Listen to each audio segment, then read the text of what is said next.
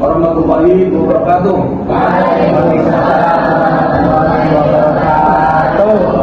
Apa kabar adik-adik semua? Ya, terima kasih. Alhamdulillah hari ini kita bersyukur kepada Allah Subhanahu wa taala masih bisa melaksanakan pembelajaran kuliah. Pertama, kita panjatkan bersyukur kepada Allah Subhanahu wa taala, selawat untuk Nabi kita, Nabi besar Muhammad.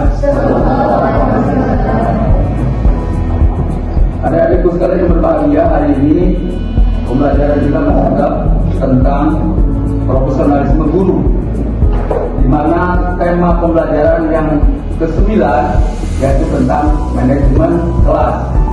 Nah, bagaimana nanti seorang guru dapat mengelola kelas dengan baik, membuat kelas kondusif, membuat kelas bahagia, membuat kelas menyenangkan. Itu yang disebut guru profesional. Nah, dalam kesempatan ini kita akan dengarkan penyampaian materi diskusi yang akan disampaikan oleh kelompok 9. Yang pertama, Hadiaza selaku moderator, Aldes Prima Wijaya, Nyai Sawiyah, Devi Dasari, Andi Pak Agung. Baik, kita berikan aplaus untuk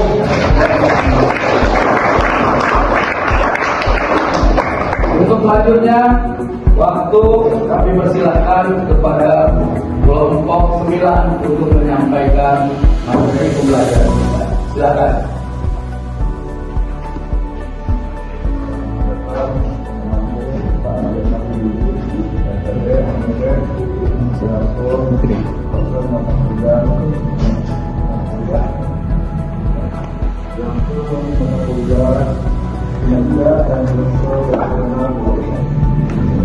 Baik, saya sebagai moderator menambah materi saya akan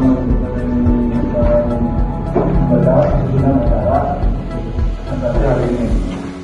Kita yang pertama pembukaan, ada kedua pembelajaran materi. Tindakan yang dilakukan guru dalam upaya menciptakan kondisi kelas agar proses belajar mengajar dapat berjalan sesuai dengan tujuan. Keterampilan guru dalam menciptakan situasi dan kondisi belajar yang optimal adalah pengelolaan kegiatan kelas belajar mengajar. Jurnalis ini Arif Lutfi mengatakan itu tentang konsep dasar manajemen kelas. Apa sih itu konsep dasar manajemen kelas? Itu ketika kalau ini tidak dengan pendidikan, kita harus tahu tentang konsep dasar manajemen kelas. Kenapa? Karena untuk mengetahui serangkai pembelajaran proses kegiatan belajar mengajar kelas. Di sini dijelaskan bahwa dua pengorganisasian atau organisasi membagi tugas, mengatur tata letak ruang dan mengelompokkan siswa. Yang ketiga, menggunakan aspirasi, memotivasi, memberikan dorongan dan memimpin siswa agar aktif berserta. Silakan berikan tidak ada orang menanya bagi para mahasiswa, mahasiswi yang mau bertanya.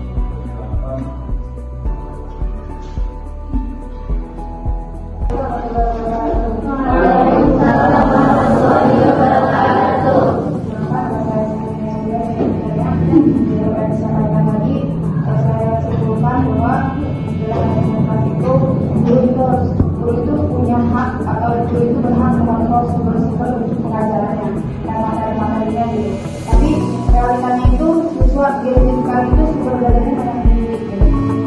Jadi harus materi tentang itu.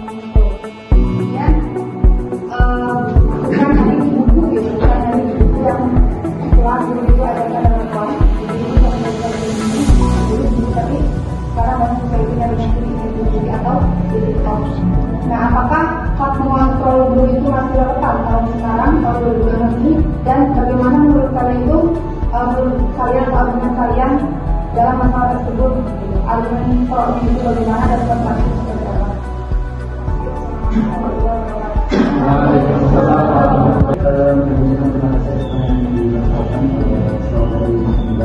Mungkin sebelum itu tanpa lagi kita mendiskusikan jawaban terlebih dahulu mengenai pertanyaan yang pertama, yaitu apakah guru boleh mengontrol siswa mengenai penggunaan AI seperti itu ya. Belajarnya langsung melalui AI. Yang misalnya kita memberikan tugas, tapi mereka belajar untuk mencarinya di AI seperti ini. Ini seperti atau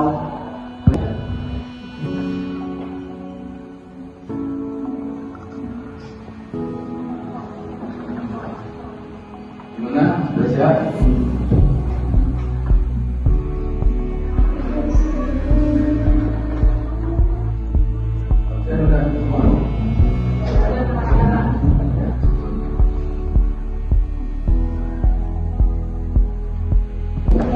Ayo.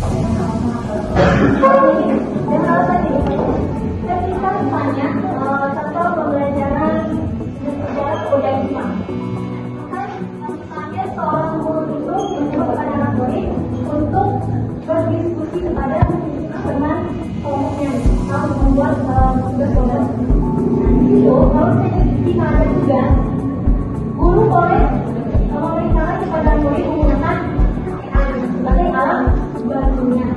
Tapi proses pengadaan kerja atau misalnya membuat kayak perjanjian kesepakatan. Kesepakatannya apa? Misalnya itu kan kalau misalnya perjanjian bisa mencari kejauhan dari guru itu kan ketahuan. Nah, selama aplikasinya itu suaranya itu di itu kan ketahuan. Tapi kalau misalnya kejauhan itu tidak ada ketahuan.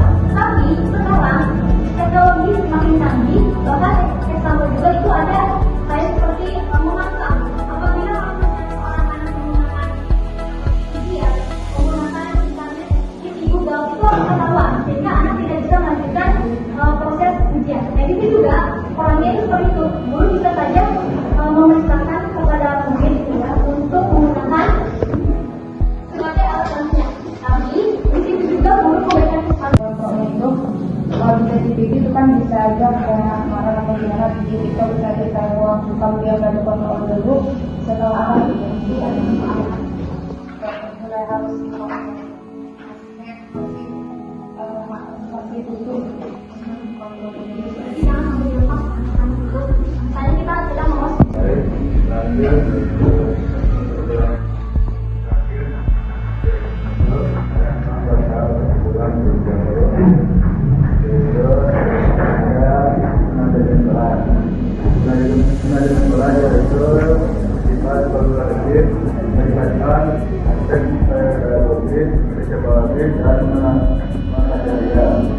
Adalah wajib administrasi temuan beragama dan kesana yaitu temuan agama yang kalau tidak ada waktu dan terbuang yang kedua dari balik dan surat Allah selalu kondusif tentang konservasinya ketidakadilan siswa dan keagamaan peran prinsip diatasi dengan inovasi berkelanjutan dari para guru.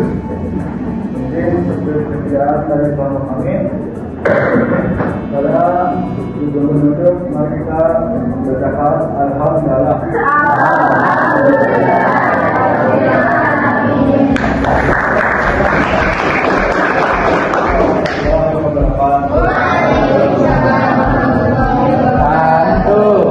Ya baik, terima kasih. Ini pemaparan penyampaian yang cukup bagus, cukup jelas, dan memberikan jawaban dari teman-teman mahasiswa. Sebuah pertanyaan dijawab dengan lugas, dengan cepat dan memuaskan. Tepuk tangan untuk kami persilakan untuk kembali ke tempat masing-masing. Silakan.